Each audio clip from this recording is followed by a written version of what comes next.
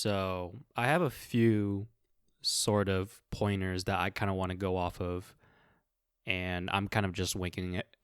I'm kind of just winging it at this point, but there are some topics that I do want to cover. That's kind of just been on my mind lately. For one thing, I guess just the pandemic that we're in and isolation. Oh, what a fun topic. Just being isolated from everyone else.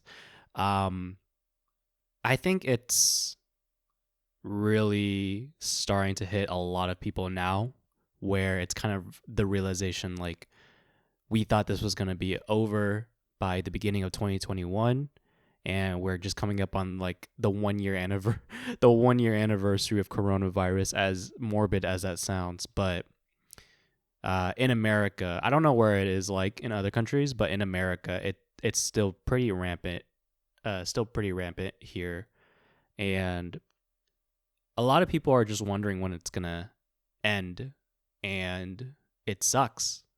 Every time we want to hang out with friends, we're like, "Oh, when coronavirus ends, or when this is all over." But I feel like I keep hearing myself repeating that phrase to a lot of my friends, when this is over, when this is over. And it feels a little hopeless, doesn't it? Like there's no end in sight, but there will be an end. But in the moment, it just doesn't feel good. Like we all have to occupy ourselves, or I think everybody is going through a forced midlife crisis type of thing. Like what is my purpose? What is my purpose on earth? What am I doing here? What am I doing with my life? And that's kind of the reason why I kind of wanted to make this podcast, is because I've always been dreaming about making a podcast for a while, at least with some of my friends or anything like that. And I realized no one was going to do it for me, or no one was going to like get me into it unless I took the first steps to doing it myself. And that's not to say like, oh, my friends are lazy or anything, or like I don't know that many people, but it's just kind of a wake up call to me that if I really want to do something, I can't just only dream about it, Like I have to go out and do it. And I have that kind of mindset with doing this podcast. Trying to make travel vlogs. Obviously, I can't right now, but maybe with old footage that I've dug up from like, oh gosh, like 2017, I found like some old New York footage that I possibly want to edit, and possibly just get practice before I go to my lifelong dream of going to Japan, and just filming and seeing the sights there and editing everything. That I feel like that's going to be a good video. But I think it'll be okay. I find myself telling myself that a lot, that it's all going to be okay, and it will be. I think in the meantime, however, we just have to find new hobbies to kind of take care of ourselves with. Like I picked up crocheting like in the summer of last year because I was like that bored, and my mom, she was like getting more into it, and she was like, you should really get into it. I think you would like it. And I was like, yeah, maybe. And then I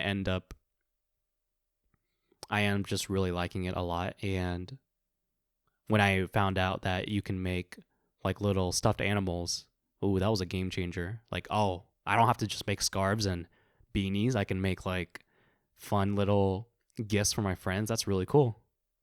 And yeah, that's good.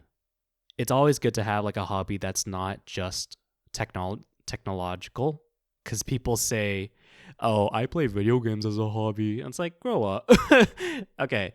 No, don't grow up, because I play video games, but I want to consider that a hobby. I would say it's like it's kind of looked down upon, you know. Oh, video games is a hobby. It's it's nice to have a hobby where you can create something, you know. Um, like this podcast that I'm doing. Ooh, like video making. What else? It's not really a hobby, but I've been getting into meditation as well because there's so many like news and like the pandemic and everything, and you just have to like detox, you know, like every day. And I've been feeling a lot happier every day.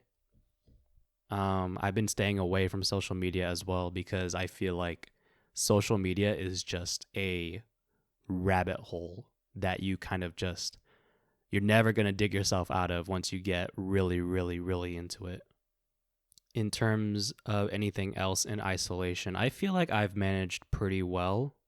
um I don't know about all of my more extroverted friends that feel like they feel a little bit like, oh, when is everything gonna come back? I want to go out, I want to go party, or I want to go hang out with all of my friends and all that stuff. So I feel like at times I feel like it's it's not the best being introverted because you don't really have great social skills, but it is nice to have like times of quiet to yourself. Here's how I would phrase it. Me speaking with my cousin because we're both pretty introverted. It's kind of like you have to recharge after a while when hanging out with friends. Even though extroverted people, they do feed off their energy from other people. Introverts have to kind of have to store their own energy and then exert that into the world. And then when they run out, they have to go back and recharge, whether that be doing stuff like, I don't know, their own thing, their own hobbies. They just need to recharge. But this isolation has made me feel like I'm like at 100% full charge all the time. And it's just kind of like, dang, when am I going to hang out with some friends all of a sudden, you know? So, yeah, I mean, introverts have it just as bad, I think, as extroverts, just because we're all social people by nature. So it's normal to miss your friends. That's fine. In topics of isolation, I do want to obviously talk about this state of virtual reality because that's another thing that I got super into during the pandemic is virtual reality. I bought myself an Oculus Quest 1, and then 4 months later, they announced the Oculus Quest 2, which I am a little bit salty about, but I am perfectly content with my first one because I do kind of prefer the color black anyway over the white color. But I'm also trying to just justify why my purchase was right. I think VR is looking pretty all right now. Like here's how I phrase it to my wife. We are kind of in the N64 phase of VR, and in 10 or 20 years it's going to look amazing. And it's not going to be just a toaster on your head. It's going to be lightweight glasses type of deal. And I know there's been rumblings, right, with Apple that they're making VR glasses. Apple being Apple, it's going to be priced pretty high, like $3,000 or something, like 3 times the amount of like the cheapest MacBook Air you can find probably. And I'm just like, that's great. I'm gonna love watching that on YouTube because I'm not gonna be able to experience that for myself. I also wonder how they're gonna demo it. Like, are you gonna have to, especially now with the pandemic, are you gonna have to reserve and pay like a little fee to demo it in the store? Or is it really gonna be first come, first serve? And then they're gonna sanitize after every person. I'm just wondering how you're gonna market and get that into people's hands if you're really trying to get into this market. And from the rumors and the somewhat I don't know if they're real or fake prototype images, but they look pretty. They look like goggles. They straight up just look like goggles, like nice goggles too. And I hope this really pushes VR into the mainstream a little bit more. I would argue it is kind of already in the mainstream, but not so many people are too into it. Or like, I think when people think of VR, they think of like phone VR or something like that. Like the worst kind of VR, right? Like 3 degrees of freedom instead of 6 degrees. When I mean 3 degrees of freedom, I mean you only look around and you can't really move. You just move your head and you're like, wow, this feels like I'm in VR. But with 6 degrees of freedom, you can actually move your body and look all around you. That's what real VR is, and you can like walk around in the world, and it's immersive. It's actually immersive.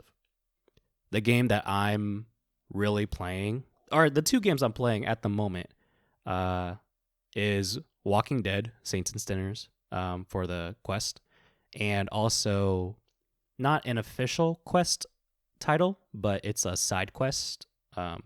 Side quest is like offloading apps that's not officially in the Oculus ecosystem, by the way.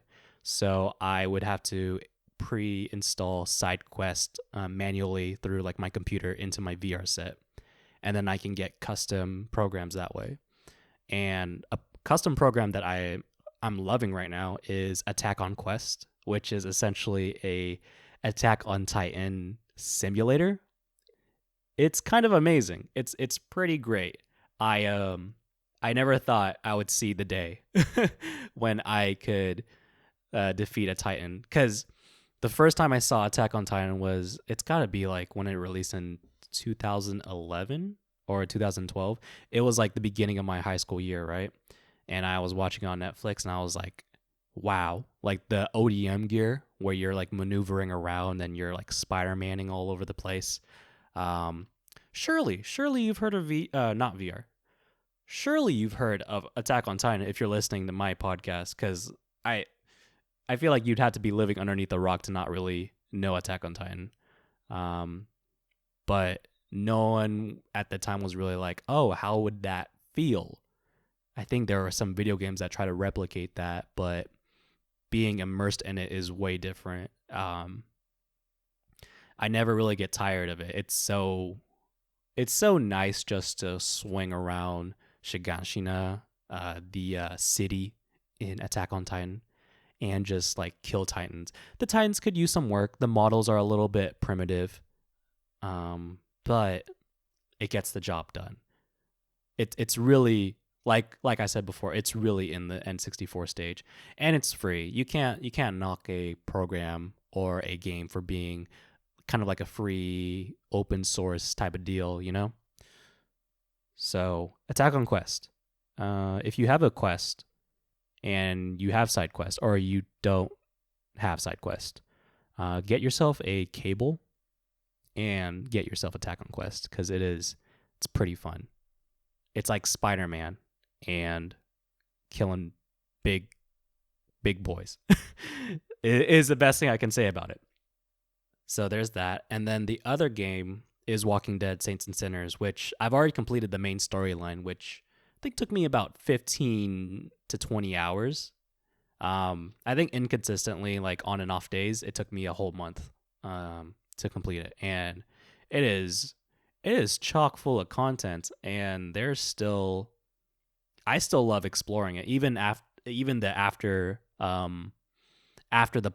the main plot is all finished. You can still explore everything, and I'm just still doing it. I'm trying to find more supplies and trying to find all these secrets within the world itself, like secret codes for safes and all that stuff. For the average listener that doesn't really know what Walking Dead Saints and Sinners is, you kind of look at it from the outside and you're like, it's just a zombie VR game. You know, what is so different about this zombie game that I haven't seen in other zombie games? Well, first of all, it is immersive. So you have like your holsters, your guns on the side of your hips, and you have like, you can carry weapons on your back, so you can reach all the way from your shoulder to get like a bat that you crafted or you picked up, or a shotgun or something like that. And the great thing about this game is that your progression is super it's satisfying. Like you start out with just like the worst kind of weapons, right? Like you can kill zombies. You have to be really creative in the beginning. Like you have to kill zombies with spoons that you find, or like a screwdriver, or just like you have to makeshift a shiv with materials that you find throughout the world. So there's like a whole crafting system and everything, where you have to gather like wood or metal scraps, and you can essentially create your own knives and such. And it's just the progression from that to like later down the road being able to craft guns, or being able to craft a bow and using your bow to kill zombies, or crafting, I don't know, special bombs to distract zombies and just kill them. It's just, I don't know. It's a nice experience. I kind of think of it like not so linear, kind of like sandboxy every single map you go to, because the whole thing is set in New Orleans, right? And there's different kind of sections of New Orleans that you can kind of run around and explore, even though it is kind of boxed off. Like obviously it's not too open world. You have some branching streets that you can go off of, but just the exploration of going into like houses, or seeing like, oh my gosh, there's a zombie over there. What am I going to do? I only have a screwdriver. And there's also factions within the game too. So there's like these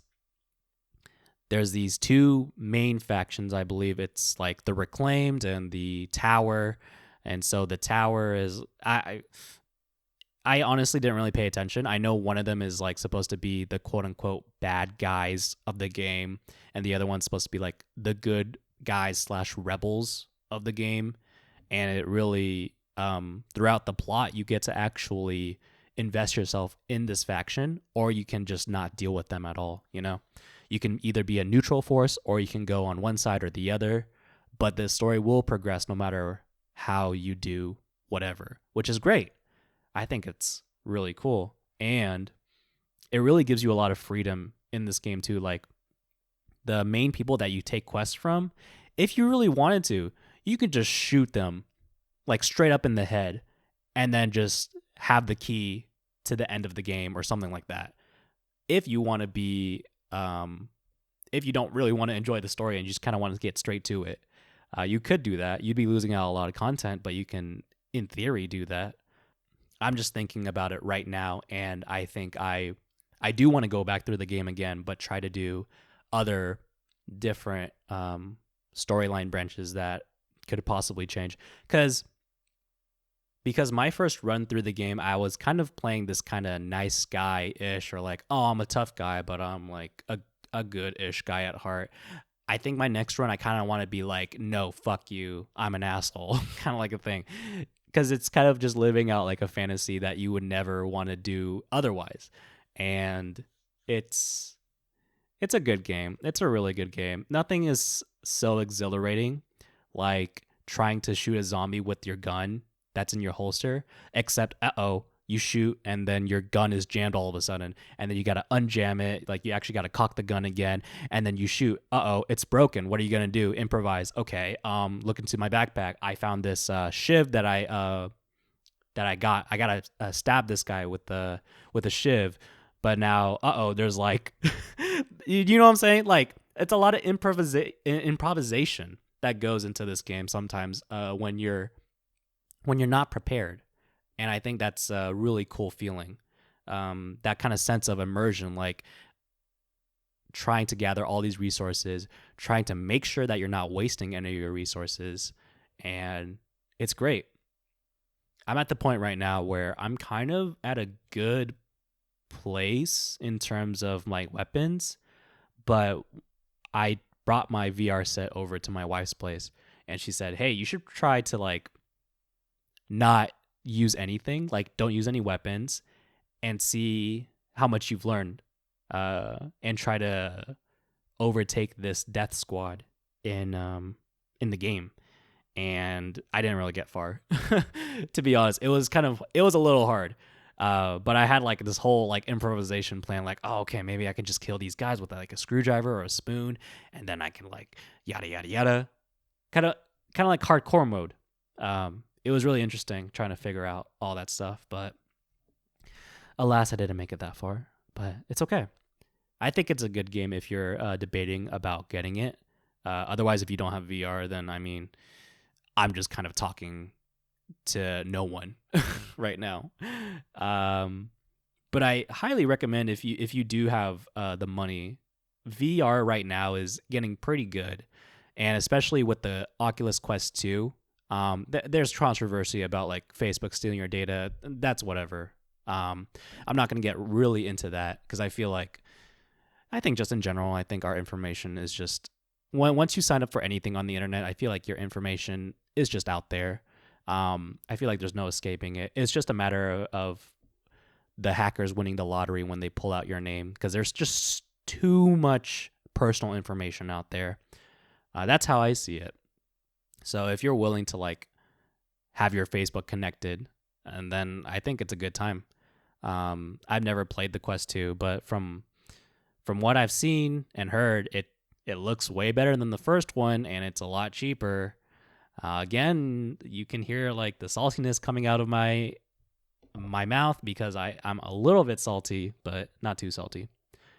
Or you can just be like my wife and just wait like 20 years until they get like glasses status. But yeah, I think that's good. I think that's I just wanted to talk a little bit for just to get stuff off my mind because I just like talking. I just really like talking. I really like talking. All right, I should probably end it. Later.